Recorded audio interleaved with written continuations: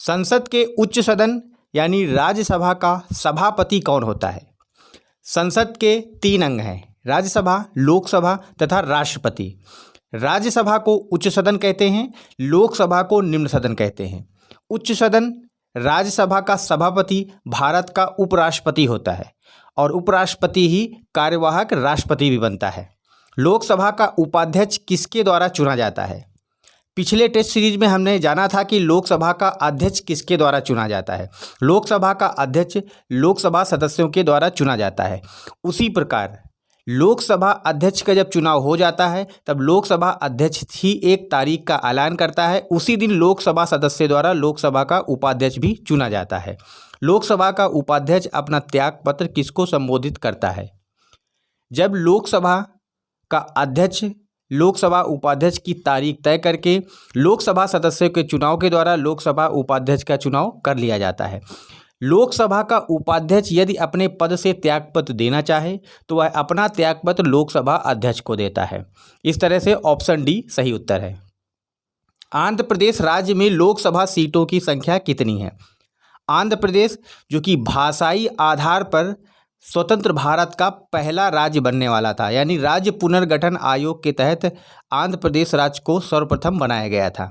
और आंध्र प्रदेश राज्य में लोकसभा सीटों की संख्या है 25, यानी 25 जनता के द्वारा भेजे गए प्रतिनिधि लोकसभा में आते हैं। लोकसभा अध्यक्ष को कौन शपथ दिलाता है? ऑप्शन ए है राष्ट्रपति, ऑप्शन बी है प्रधानमंत्री, ऑप्शन सी है उपराष्ट्रपति और इनमें से कोई नहीं। बच्चों, लोकसभा का जो अध्यक्ष होता है उसका चुनाव लोकसभा के सदस्यों के द्वारा किया जाता है। उसके पश्चात लोकसभा अध्यक्ष पहले ही सदस्य के रूप में राष्ट्रपति के द्वारा शपथ ग्रहण कर लेता है, लेकिन इसको अलग से अध्यक्ष के रूप में शपथ ग्रहण का कोई प्रावधान नहीं है। लोकसभा के उपाध्यक्ष को उसके पद से किस बहुमत के आधार पर हटाया जा सकता है? पिछले टेस्ट सीरीज में हमने अधिकतर प्रश्न लोकसभा के अध्यक्ष के बारे में देखे थे और इस टेस्ट सीरीज में अधिकतर प्रश्न लोकसभा के उपाध्यक्ष के बारे में होंगे। लोकसभा के उपाध्यक्ष तथा अध्यक्ष दोनों को ही लोकसभा के साधारण बहुमत से हटाया जा सकता है। लोकसभा उपाध्यक्ष को पद से हटाने के संकल्प प्रस्ताव पारित करने के कितने दिन पहले उसको सूचना देनी चाहिए? भारत में जितने भी संवैधानिक पद हैं उनमें जैसे राष्ट्रपति, उपराष्ट्रपति या फिर लोकसभा अध्यक्ष, इनको सबको हटाने के पहले उनको जब संकल्प प्रस्ताव पारित करते हैं उसके 14 दिन पहले इनको सूचना देना आवश्यक है। लोकसभा उपाध्यक्ष के बारे में कुछ महत्वपूर्ण तथ्य देख लेते हैं। लोकसभा का उपाध्यक्ष लोकसभा के सदस्यों के द्वारा चुना जाता है। उपाध्यक्ष की जो चुनाव की तारीख होती है लोकसभा अध्यक्ष निर्धारित करता है, यानी लोकसभा अध्यक्ष के चुनाव के पश्चात ही लोकसभा का उपाध्यक्ष चुना जाता है। लोकसभा के उपाध्यक्ष को उसके पद से साधारण बहुमत के द्वारा लोकसभा के सदस्यों के द्वारा हटाया जा सकता है। इसमें राज्यसभा की अनुमति नहीं चाहिए। लोकसभा के उपाध्यक्ष को उसके पद से हटाने का संकल्प प्रस्ताव पारित करने के पहले उसको 14 दिन पहले सूचना देना आवश्यक है कि उसको उसके पद से हटाने का संकल्प प्रस्ताव लोकसभा में लाया जा रहा है। लोकसभा का उपाध्यक्ष अपना त्यागपत्र देना चाहे तो वह लोकसभा अध्यक्ष को अपना त्यागपत्र संबोधित करता है। कई बार इसमें बच्चे गलती करते हैं और लोकसभा उपाध्यक्ष का जो त्यागपत्र है उसको सोचते हैं कि वह प्रधानमंत्री को देता है। लोकसभा के उपाध्यक्ष को राष्ट्रपति के द्वारा शपथ दिलाई जाती है। अगला प्रश्न देख लेते हैं। अरुणाचल प्रदेश राज्य के लिए कितनी लोकसभा तथा राज्यसभा सीटें निर्धारित की गई हैं? भारत की संविधान की समवर्ती सूची में अरुणाचल प्रदेश राज्य के लिए 2 लोकसभा सीटें तथा 1 राज्यसभा सीट निर्धारित की गई है। अरुणाचल प्रदेश जो कि भारत का पूर्वोत्तर भारत का एक राज्य है जिसकी सीमा चीन से लगती है। अगला प्रश्न है, भारत के पूर्वोत्तर राज्य आसाम के लिए कितनी लोकसभा तथा राज्यसभा सीटें निर्धारित की गई हैं? पूर्वोत्तर राज्य जो कि आसाम जो कि भारत के शेष राज्य को पूरब से जोड़ता है। पूर्वोत्तर में 7 राज्य हैं जिसमें से पहला राज्य पूरब की दिशा में आसाम पड़ता है और उसकी लोकसभा तथा राज्यसभा की सीटें हैं क्रमशः 14 और 7।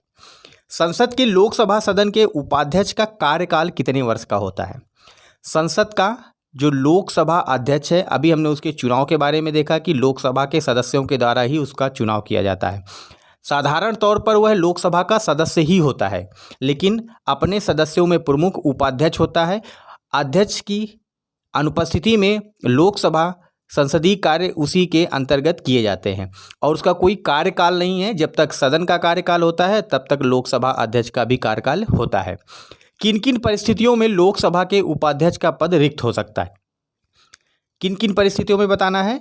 जैसे कि लोकसभा का अध्यक्ष था, अगर वह अपना पद त्याग पत्र देना चाहता है तो उसका पद रिक्त हो जाएगा। वैसे ही लोकसभा का उपाध्यक्ष भी है, त्याग पत्र देने पर उसका पद रिक्त हो जाता है।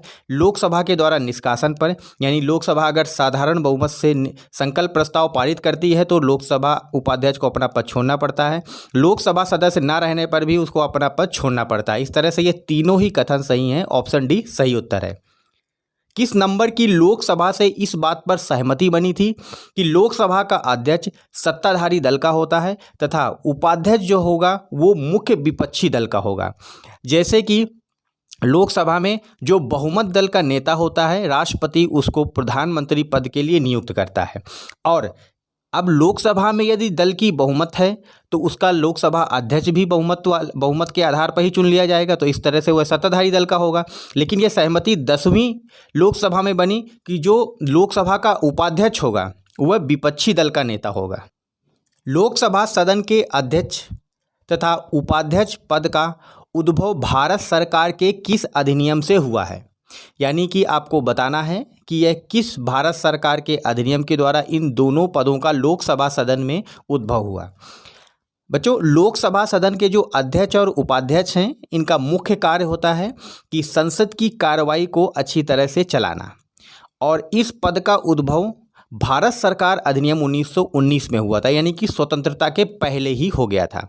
संसद का कौन सा सदस्य किसी विधेयक पर केवल मत बराबर होने की दशा में ही मतदान कर सकता है? मान लीजिए लोकसभा में कोई विधेयक लाया जाता है और विपक्ष और पक्ष दोनों के मतदान बराबर हो जाते हैं, तब अब उस विधेयक को बहुमत के आधार पर कैसे पास किया जाएगा?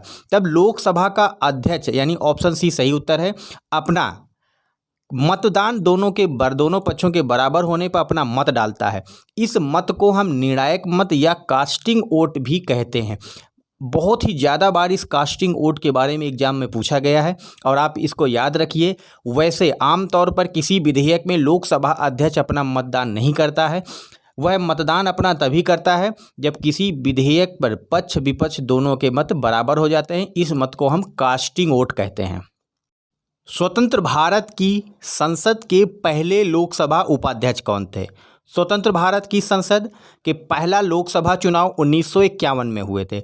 वैसे तो भारत 1947 15 अगस्त को आज़ाद हो गया था, लेकिन 1951 के पहले अंतरिम सरकार बनी थी जिसमें भारत के प्रधानमंत्री पंडित जवाहरलाल नेहरू थे, और स्वतंत्र भारत की संसद के पहले लोकसभा उपाध्यक्ष अनंत सैनाम अयंगर थे। ऑप्शन ए सही उत्तर है। स्वतंत्र भारत के पहले लोकसभा अध्यक्ष कौन थे? ऑप्शन ए है पंडित जवाहरलाल नेहरू, जो कि भारत के प्रथम प्रधानमंत्री थे, ना कि लोकसभा अध्यक्ष। महात्मा गांधी भारत के स्वतंत्र भारत के पहले लोकसभा अध्यक्ष नहीं थे। ऑप्शन सी सही उत्तर है। जीवी मावलंकर भारत के पहले लोकसभा अध्यक्ष थे। स्वतंत्र भारत की पहली लोकसभा का कार्यकाल कब से कब था? भारत 15 अगस्त 1947 को आज़ाद हुआ। उसके पश्चात 1947 से लेकर के 1951 तक कोई भी लोकसभा चुनाव नहीं हुए थे। 1951 में लोकसभा चुनाव हुए और यह पहली लोकसभा का कार्यकाल 1952 से लेकर 1957 तक रहा। राज्यसभा का सभापति किस सदन का सदस्य होता है? पहले तो आपको यह जान लेना आवश्यक है कि राज्यसभा का सभापति होता कौन है। भारत की राज्यसभा यानी उच्च सभा का सभापति भारत का उपराष्ट्रपति होता है, और भारत का उपराष्ट्रपति संसद के दोनों सदनों के सदस्यों के द्वारा चुना जाता है। इस तरह से भारत का उपराष्ट्रपति किसी भी सदन का सदस्य नहीं होता है। अगर भारत का उपराष्ट्रपति किसी भी सदन का सदस्य नहीं है तो सभापति राज्य का भी किसी भी सदन का सदस्य नहीं होगा, क्योंकि जो राज्यसभा का पदेन सभापति वही उपराष्ट्रपति है। निम्नलिखित कथनों पर विचार कीजिए। कथन एक है, सभापति यानी राज्यसभा का सभापति यानी उपराष्ट्रपति यह तय करता है कि कोई विधेयक धन विधेयक है या नहीं। बच्चों, यह असत्य कथन है। लोकसभा अध्यक्ष यह तय करता है कि कोई विधेयक धन विधेयक है या नहीं। संसद की संयुक्त बैठक का पीठासीन लोकसभा अध्यक्ष होता है, यह सत्य कथन है।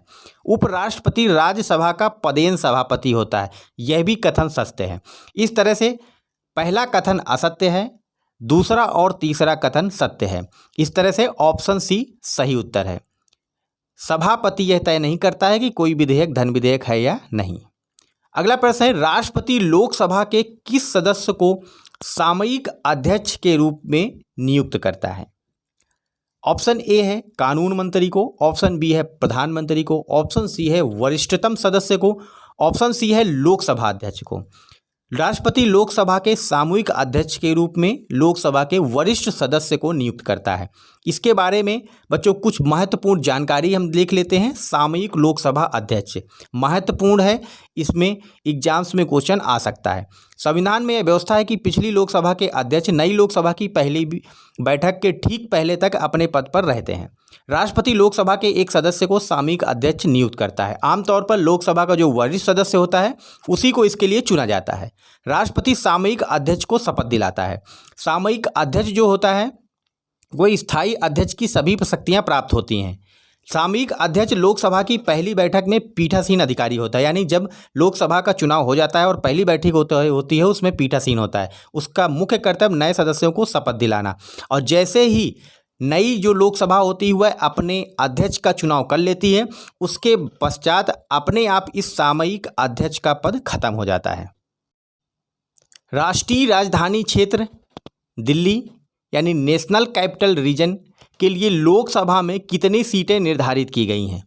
भारत में लोकसभा के लिए विभिन्न राज्यों तथा केंद्र शासित प्रदेशों के लिए सीटों का बंटवारा किया गया है। उनमें से राष्ट्रीय राजधानी क्षेत्र दिल्ली के लिए 7 लोकसभा सीटों का आवंटन किया गया। ऑप्शन सी सही उत्तर है। जब उपराष्ट्रपति कार्यवाहक राष्ट्रपति के रूप में कार्य करता है तब राज्यसभा का पीठासीन अधिकारी कौन होता है? आपको पिछले टेस्ट सीरीज में मैंने बताया था कि भारत का उपराष्ट्रपति भारत के राष्ट्रपति के रूप में कार्यवाहक राष्ट्रपति के रूप में कार्य करता है। भारत का जब उपराष्ट्रपति कार्यवाहक राष्ट्रपति होता है तो राज्यसभा का उपसभापति ही सभापति होता है। उपराष्ट्रपति अधिकतम कितने समय के लिए कार्यवाहक राष्ट्रपति बन सकता है? मान लीजिए किसी भी असामान्य परिस्थिति में राष्ट्रपति का पद रिक्त हो जाता है, तब संवैधानिक प्रावधान के अनुसार भारत का उपराष्ट्रपति अधिकतम 6 माह के लिए कार्यवाहक राष्ट्रपति बन सकता है। इसके पहले निर्वाचन आयोग को राष्ट्रपति का चुनाव करा लेना आवश्यक है। स्वतंत्र भारत के पहले राज्यसभा सभापति कौन थे? स्वतंत्र भारत के पहले राष्ट्रपति डॉक्टर राजेंद्र प्रसाद थे, और स्वतंत्र भारत के सबसे पहले उपराष्ट्रपति सर्वपल्ली राधाकृष्णन थे। और पीछे प्रश्नों में हमने चर्चा किया था कि भारत का उपराष्ट्रपति ही राज्यसभा का पदेन सभापति होता है। इस तरह से ऑप्शन सी सही उत्तर है। निम्नलिखित कथनों पर विचार कीजिए। उपराष्ट्रपति को राष्ट्रपति शपथ दिलाता है, कथन नंबर 1 सत्य कथन है। दोनों सदनों की संयुक्त बैठक को राष्ट्रपति बुलाता है, यह भी सत्य कथन है। दोनों सदनों की जो संयुक्त बैठक होती है उसकी अध्यक्षता बच्चों लोकसभा अध्यक्ष करता है, ना कि राष्ट्रपति। कथन नंबर 3 है विधेयक राष्ट्रपति की अनुमति के बाद ही अधिनियम बनता है, यह भी सत्य कथन है। इस तरह से 1 और 2 और 3 तीनों ही कथन सत्य हैं। बच्चों आप सभी को यदि ये वीडियो पसंद आया हो तो इसको लाइक शेयर और सब्सक्राइब करना ना भूलें। बेल आइकन भी दबाएं ताकि आने वाली टेस्ट आपको नोटिफिकेशन के जरिए प्राप्त हो।